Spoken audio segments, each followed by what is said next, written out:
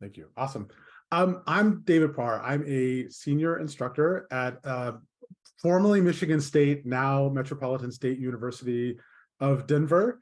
I'm very pleased to introduce our students' projects to you today, which is on water quantity, quality, and accessibility on the Diné, or also known as Navajo Reservation. So Diné is the word that they use for themselves, meaning the people. Navajo is actually a word from a different group. So let me introduce our 2023 MSU Denver ESIIL Stars. This year, we have 4 awesome interns, Scott, Celeste, Rosie, and Megan, and you're going to hear from all of them fairly soon. We also have some returning Earth Data Science Corps interns who are our advanced interns. Michaela, who is a CU Boulder student, but is now an unofficial MSU Denver student as well. We're going to claim her and take her as our own. And Naomi and Kaya, who both returned from doing awesome work last year and the year before. And Dr. Brady is the co-mentor who you will hear from later in the presentation. So I'm very pleased to turn it over to Naomi, who's going to talk about the land acknowledgement and our research question. Oh, I'm sorry, Megan, who's going to talk about our land acknowledgement and our research question. Thank you, Megan. Thank you, Dr. Parr. We are so honored to be on land that has such a rich and diverse history. And so we want to honor that today by reading the MSU People, Land, and Labor Acknowledgement with a few embellishments from us. And we want to say that we honor and acknowledge the trees, shrubs, plants, plains, waters, and mountains that have sustained the people of the traditional territories and ancestral homelands of the Oglala, Lakota, Cheyenne, and Arapaho nations. This area was also the site of trade, hunting, gathering, and healing for at least 48 other nations. The labor of enslaved Africans and their descendants who worked this stolen land for the colonists. And we'd also like to acknowledge the communities and families of Auraria who were displaced by the creation of this campus for MSU Denver, which was the original Denver, where it started. And I would like to pass it on to Naomi to continue with our background, or start our background. Awesome. I hope everyone is doing great today. Also, I think we should state our research question right quick. So what we decided to research, what our question was the groundwater quality, quantity, and accessibility, what is the groundwater quality, quantity, and accessibility on the Diné Reservation? In particular, we wanted to examine the possible consequences from the 2015 Gold King mine spill and 80 years of a uranium mine in the region. Moving on to the background, so we're going to start here in 1850. So the Navajo Treaty of 1850 is promised protection and permanent homelands. Sorry, hold on, the screen's freaking out here. And what had happened was fighting among the so there was fighting amongst the Spaniards, the Mexicans, and then between the Diné as well. And this led to the U.S. relocating the Diné instead of protecting them and the territory they were on, as stated in the Treaty of 1850. And this was history given to me directly by an elder of the Diné Reservation, Byron Yazi. So shout out to him, my uncle. And then we have 1863 to 1868, the Long Walk and the captivity of the Bosque Redondo. Despite the treaty, the Diné people were forcibly marched to the Bosque, and then they experienced, I don't want to butcher this word, but the synonym for it is like misery, starvation, disease, and death to the Diné people.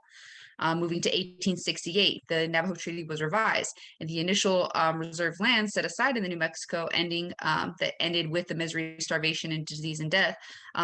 This then created the actual Navajo Reservation, like made it bigger, so they were getting more land, which is great.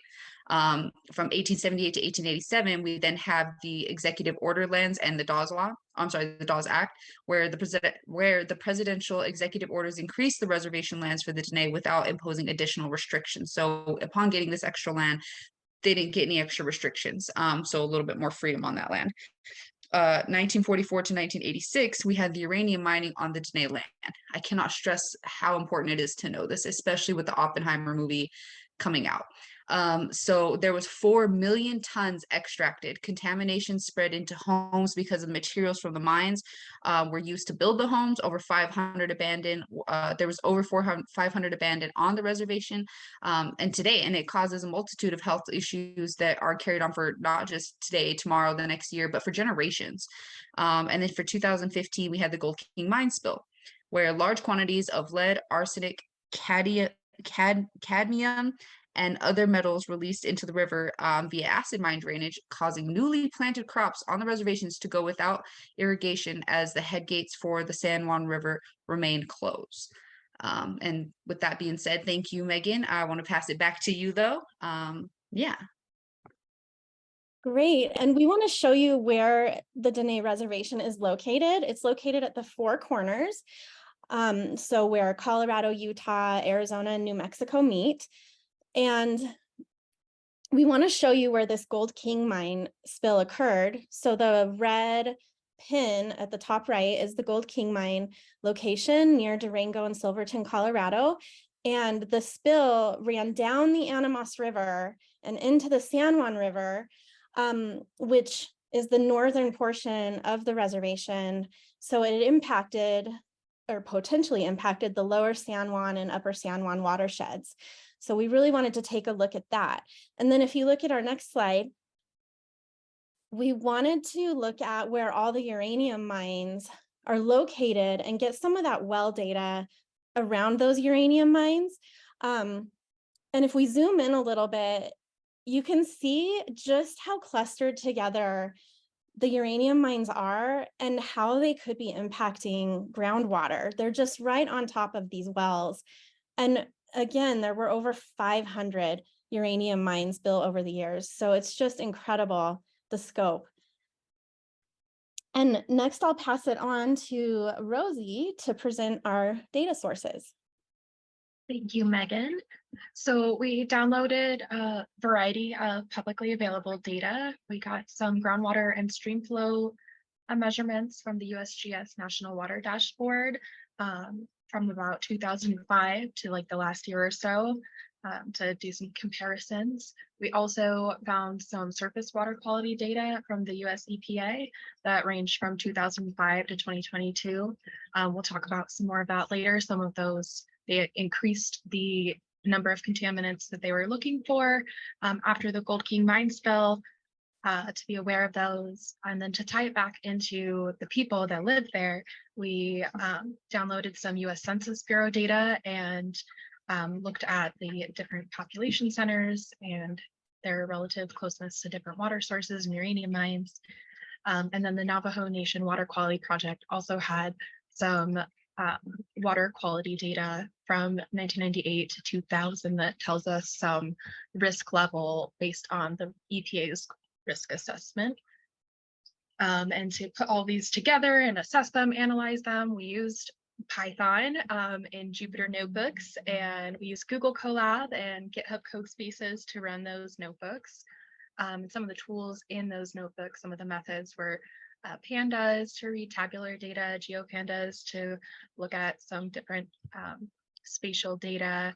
I'm not sure if we actually used EarthLab's EarthPy, but that is on there. And then we made those reference maps that you just saw using ArcGIS. But we've also got some more maps to show you that we made in Python to show the different population distributions.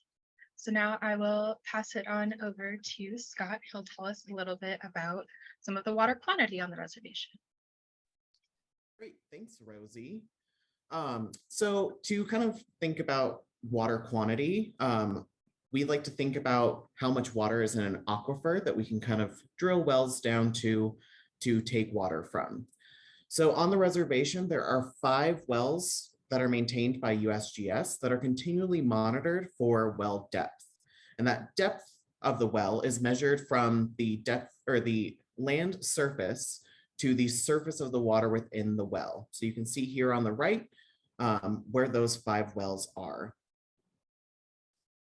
So if you take the annual mean of all of the data that has been gathered by USGS, 2 of those wells, as you can see in the graphs on the screen, year to year haven't really been changing that much visually.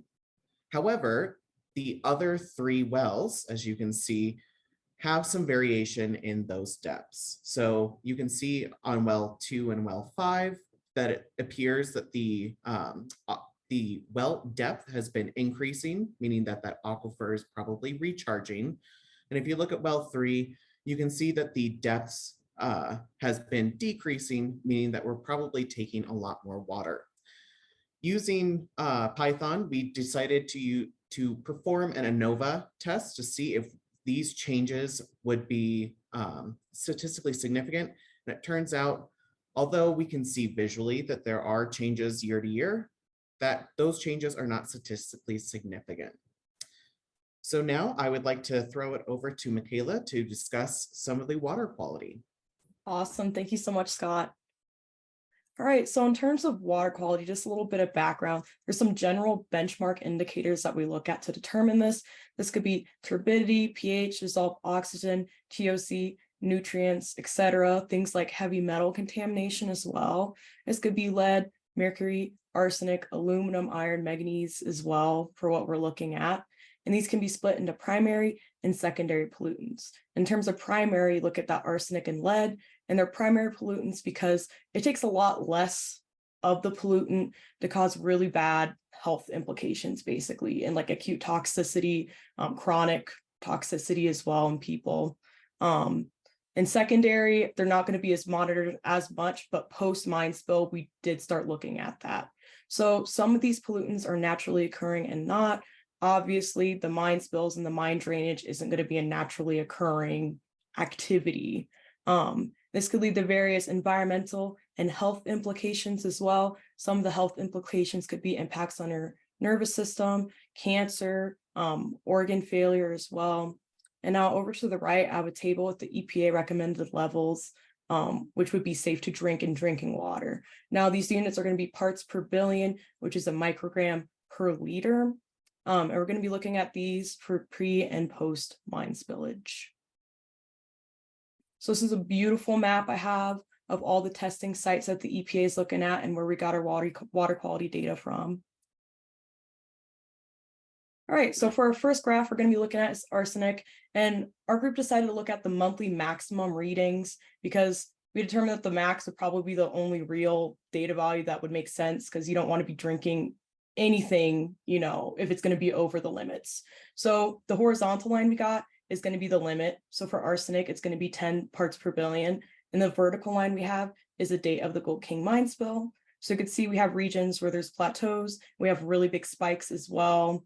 And we also notably have secondary spikes after the mine spill in 2019. And we go on to our lead and our aluminum graphs. Once again, the horizontal is going to be the limits, the EPA limits. The vertical is going to be the Gold King mine spill. You can still see similar spikes and trends and a secondary spike in 2019 for lead and aluminum. And once again with iron manganese, so something to note would be that these are the secondary pollutants. And as you can see, for the other ones, we had data starting in like 2005.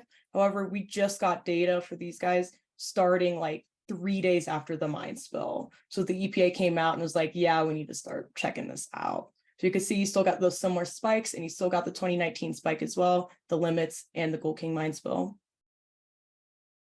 And thank you so much. Passing it on to Rosie. Yeah, so we were curious about those spikes we were seeing. So we ran some analysis on the San Juan River and the stream discharge there. So you can see in 2019, we had quite a high peak for stream flow. And these are like the monthly maximums. And then in this next slide, I calculated the return period for the different flow events for those monthly maximums. And in 2019, there appeared to be about like a 75, 80 year flooding event that probably helped to disturb some of those contaminants that were settled into the sediment, kind of replace them back into the water and recontaminate it. So that's something to keep an eye on for the future and things like that. And then basically of our total samples from that water quality over about that 15 to 20 year span, about 15% of them were above the acceptable limits for arsenic, 24% for lead, and then, almost 90% for some of these other contaminants, 90% of the, okay, that makes sense. Jim, sorry, or whoever said that, might not be Jim. So yeah, so we were pretty concerned that so many of these, that's a great idea. So many of these were above the limit. You have potentially a 1 in 6, 1 in 7 chance of coming across arsenic in your drinking water source, and that is not ideal. So I guess I will go ahead and pass it over to Celeste, and she's going to tell you about some of those specific well locations that had exceedance values. Thanks, Rosie. So I'm going to talk about the water contamination levels at different well and spring testing sites, and the data that was collected just showed the location of the site, the level of the contamination that was present, and if that contaminant exceeded safe levels. And there were 225 testing sites that were tested, and we are looking at the aluminum, the antimony, the thorium, and the uranium contamination for each site. On the left of on the left map, it shows the exceedance of aluminum in testing sites. The red dots are showing the contaminant levels that are exceeding, and the gray circles are just the testing sites that were below exceedance levels. There were 17 total sites that were exceeding levels for aluminum. On the right is showing the thorium testing sites that were exceeded. And there were 22 sites that were exceeding levels throughout the reservation. And on the left, it was showing testing for uranium testing sites. There were 27 testing sites that exceeded safe levels. And on the right, there was antimony levels that were tested, and there were 3 testing sites that were exceeding. And all of this data was collected between 1998 and 2000. And I'm passing this on to Megan for discussing the accessibility of the water. Thank you, Celeste.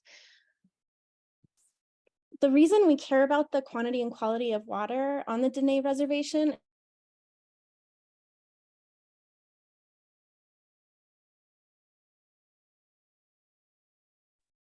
vulnerable populations are located in relationship to the contaminated wells. We chose 3 populations to look at. The first was people above 65. We also did women age 15 through 50 and people under the age of 18. So now you can go to the next.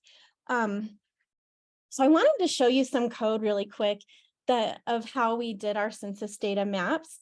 And this is so cool because what you can do in ArcGIS Pro, you can do in Python. So it's so fun to have figured these things out using the knowledge that we gathered in all of our work.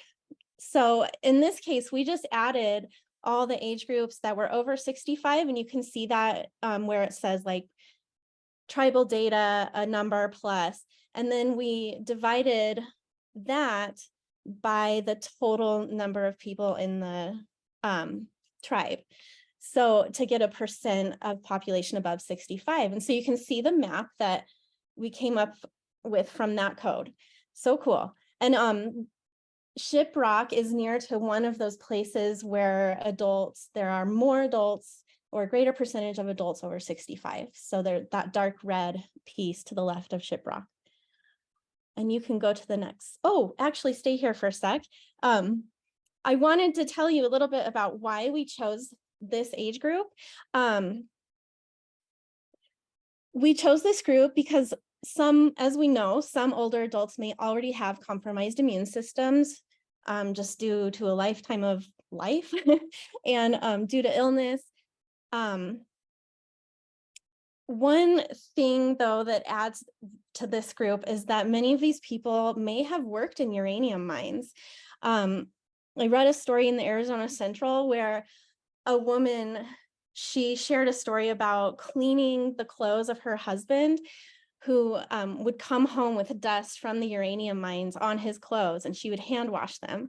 So it just goes to show that not only were these people working in uranium mines, but many of them were coming home to families and exposing them to uranium dust, which would cause lung cancer. And many people have suffered lung and pancreatic cancer from the uranium mine work, and then also have other repercussions that are occurring much later down the road. And then also arsenic is a contributor to an increased risk of skin cancer, which is another thing that can be seen often in older populations. Now you can go to the next. And we also looked at women ages 15 to 50. And the reason is because the census defines fertility as women in this age group. So these are the women that could potentially become pregnant. And we wanted to look at them because some of these contaminants can pass easily from the placenta to the umbilical cord and then to the embryo or the fetus. For example, in manganese, lead, and arsenic, this can happen, and lead exposure is especially harmful to infants, fetuses due to their developing brains, and arsenic can lead to infant mortality post-birth and miscarriage. So it is a big concern. And if you go to the next slide, we analyze the percent of population under 18, also because of their developing brains and their developing bodies. And the effects of lead exposure in this age group include, but are not limited to, delayed or impaired neurological development, decreased hearing, speech, and language abilities, ADHD symptoms pop up, and lead can often cause problems with bones, replacing calcium, which is not good for a growing body. Antimony that we mentioned in our slides can cause stunted growth. And if you click to the next slide, I want to show you something else that we did in Python. We created what's called pop-ups, which is where when you roll over the block groups on the map, it pops up the person or whatever you want it to say. In this case, we chose for it to say the percent under 18, which was 35, since that's what our map was about. So when we're actually in GitHub or Google Colab, you can roll over and it's an interactive map that shows more detail. It's pretty cool. So after collecting data from those three groups, we added them together to come up with our most vulnerable populations and where they're located. And then we combined that with our well data that Celeste showed you earlier. And we chose the column in that data table of the US EPA well risk rating. So we have yellow as shows less risk, orange shows some risk, and red shows more risk. And we can begin to see areas of high concern. So here we have a few places where we have above 67% of the population, that's like over 2/3 of the population, who are near these some and more risk wells. So that's really concerning. And if you click again, still, even our lower percent of vulnerable populations are above 57. That's more than half of the population that's vulnerable. And they're also in areas of orange and red wells. So this is the kind of map that we could use, or the Diné people could use to present to the powers that be on an argument of why these areas need to be cleaned up and why we need to be really careful about the water contamination. And I will pass this on to Naomi to talk a little more about the people. Awesome. So some of the challenges that the Diné are facing based off of like some informal interviews that I did while I was on the reservation this summer. I'm not allowed to disclose their name just because they want to be able to look at the full data set before they're able to, you know, just be on the market, I guess. But on the tribal side, there's a lot of problems, right? Because you have the tribal side and then you have the US governmental side. So the tribal side, we're seeing a lot of like power dynamic of political families with the Diné government. So these political families are what was described to me as you have these live crabs in a pot of boiling water. And as one tries to climb out, the other one continually tries to bring it down. So it's just constantly trying to, I guess, help oneself before helping everybody. And it doesn't lead to a lot of progression sometimes. Then there's so much red tape when it comes to getting businesses on the reservation to generate revenue for the people and the projects that benefit them. Without money, you can't really get products going, without our projects going and businesses going. Without that revenue, you're lacking a lot of funding for the reservation and each chapter in order to make it become more progressive in helping themselves. And then there's a lot of conflicting interest between allotment holders and tribal developers on the land use issue, sorry. So for instance, like if they wanted to put a solar farm on, a lot of people don't want that solar farm to be on land that has been in their family for generations, but yet that land, you know, isn't really getting any use out of it for, you know, 50 plus years. But, you know, that solar farm can potentially provide, you know, energy and resources to an abundance of chapters, and if not just that one chapter at the very least. And then this would, you know, just give more resource accessibility to those tribal members. And then there's a lot of insufficient education to prepare the students for college. So even for, you know, high school and things like that as well, like a lot of what you learn on the reservation doesn't prepare you for when you go to college. And that obstacle right there is a big problem, because they're not exposed to things that they could potentially be interested in. Or we make STEM seem like this really hard, complicated thing. In reality, our ancestors have been doing it well before they put the name STEM on it. So there's that as well. And then on the US governmental side, what they were kind of expressing to me in these informal interviews is that, you know, of course, we always have the broken treaties. That's constantly a thing that gets brought up, because it's true. The US government refuses to acknowledge what they do on a regular basis and thinks that they can just hand money off to us and call it good. Which also brings me to, like, I'm gonna skip a point here, that there's little to no help when it comes to remediation for water soil issues, other than a couple of these financial settlements here and there. They think that they can come in on the land and just take all these resources like uranium and water, give us a cute little paycheck, or offer us jobs to create a better economy for our people while poisoning us. And then don't come back and actually do anything about it. They just, like I said, cut us a check, and at that, something that doesn't even cover half of what we need. So that also leads me to my other point of the mismanaged rights and royalties over mineral and water resources. And then, of course, like, back to the top here, sorry, I go out of order, the inconveniently accessible data. So for us, of course, we were able to access this data. So you may ask, well, why was that inconvenient? It's like, okay, but we're trained. We are researchers. Like, we know how to go and find these. We know how to look at a report, and then within that report, find another report, like so on and so forth. But you go to the people to try to figure out what's going on in their own, you know, chapter or their own reservation, not even just the Diné, and they have a hard time accessing that data. And I'm not saying all reservations are like this, but specifically this one. You can't just go to their website and find this data just right there and like find all these assessments for different time periods. So that's very inconveniently accessible, and they don't teach people how to access it, because once people know how to access it, they can see the why, and then they can create a solution for it, right? So I think one of our next steps is going to be use the context that I met down on the reservation, and I'm going to pass over this information to them, as long as, you know, our whole team is okay with it. Which I do believe they all said they were okay with it, but just pass that on and see if there's any information that they can use from this to create some kind of solution on the reservation to create more accessibility and safety for their people. And I will pass this on to Rosie for the rest of the conclusions. Yeah, so basically, we wanted to look into this project because, you know, we believe that access to water is a human right. And this year, the Supreme Court asserted that the people on the Diné Reservation can rely on the groundwater sources and the smaller river allotments that they have already been had adjudicated for them in the, you know, more than 20 years ago. But we want to know if there was actually, you know, water of sufficient quantity, quality, and accessibility to support a nation of people. We did find that a number of our samples contained at least one of these contaminants exceeding safe drinking water limits set by the EPA.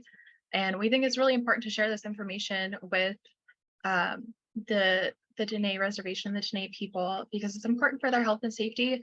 And it's important that we continue looking at data and analyzing it, assessing their risk, and assisting them with that remediation process. And it starts with knowing what is there, and then we can provide steps to move forward. So yeah, we've got a ton of citations in here. We went through a lot of research, used a lot of different data sources to try to pull together. And yeah, we just want to say thank you from all of us. I especially want to thank Dr. Parr and Dr. Brady, our awesome mentors on this team, and Dr. Culler and Dr. Corderer are amazing as well, teaching us all these Python skills and working on code. And then our advanced interns were also really awesome as well. So nice to have them. So thank you to Naomi, Kaya, and Michaela. And then, my own team was awesome as well. So thanks to Scott and Celeste and Megan. So if we do have some time for questions, Nate, you can let me know how much we have. There was a couple questions in the chat that we can get to. And then also if you have a question, you want to raise your hand or speak, go for it. One thing that Elsa mentioned in the chat is that, yeah, so some of the data from the wells, when we're looking at the quality of that water, that was before, that was basically from 1998 to 2000. So one of the issues is there's just not a lot of data or recent, but it was definitely before the spill. So, we came into it looking at, what are the impacts of these spills, but obviously this happened, water quality was an issue before that. And then I see that Emily asked about arsenic before and after the spills. And as far as how many sites were above the exceedance level, Celeste can talk about that, but I think we did have a map a little later where the EPA sort of categorized the wells in terms of low, medium, and high risk. That would definitely be a great next step, is to look at, here's the exceedance on these different wells, and then are there specific wells that are above in many different areas? So Celeste, if you wanted to add to that, definitely go ahead with that. Or if there's any other questions.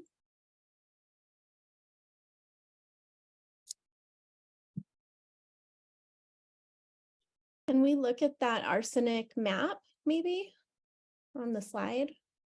I was going to say I could take the first part of that question too, if we want to go to that graph with the arsenic. So in case people didn't see, the beginning part of the question was, what thoughts do you have about peaks in arsenic specifically before and after the spill? Personally, because arsenic is like one of those naturally occurring ones, and you can see it plateau for a while, but then we have a jump up. I'm willing to bet there might have been some sort of like precipitation event going on. And one really big thing with all the mines in this area as well is basically like there'll be rock formations, and when there's weather or erosion, arsenic will just naturally end up in the water. But when we mine in these areas, it's basically turning up earth, and more arsenic can leach into the water. So I'm willing to bet that was some sort of larger precipitation event. And then, after we see all the arsenic coming from like the mine drainage, and that spill. But that would be my thought about that.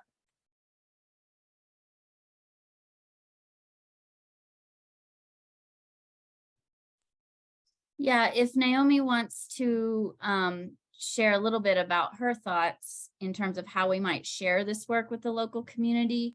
It's a little touchy because you don't want to, produce fear or anything about a place that people can't really leave, or without providing, some help. So it is a little to know, but this, we do believe in data sovereignty and that everyone in this area should have access to it. So yeah. Yeah. I think that like one of the first steps is like obviously making those like connections, right? So and I'm very grateful for my uncle because he knows my intentions and what I'm trying to do and just get land back to our people, right? So you have to find those people who have left the reservation, got their education, and came back and are in these places now where they can where they have a seat at the table, right? Where they're trying to make these differences, make these influences. So it's just finding connections with those people. And in finding connections with that people, it was like really too late because we were like had so much data already. But like he was like, yeah, I bet you we can get you some hydrology data sets. And I was like, that is so unuseful now. But like, for future research, that would be amazing for us to be able to have that, right? But also like just giving them this data that we have and just being very open and like, hey, this is where we've got it. This is what we found. Like, is any of this useful to you? Like, it's really important, I think. And a lot of people, they always ask that question of like, oh, how do I be a good ally? And it's like, it's not really being a good ally. It's just doing your research, being educated, checking people when you need to. And when it comes down to it, like just knowing where you're at in society, knowing where we came from, right? And our the true story, the real history. And we did reach out to a couple of people on the like government agencies on the reservation that we just didn't hear anything back.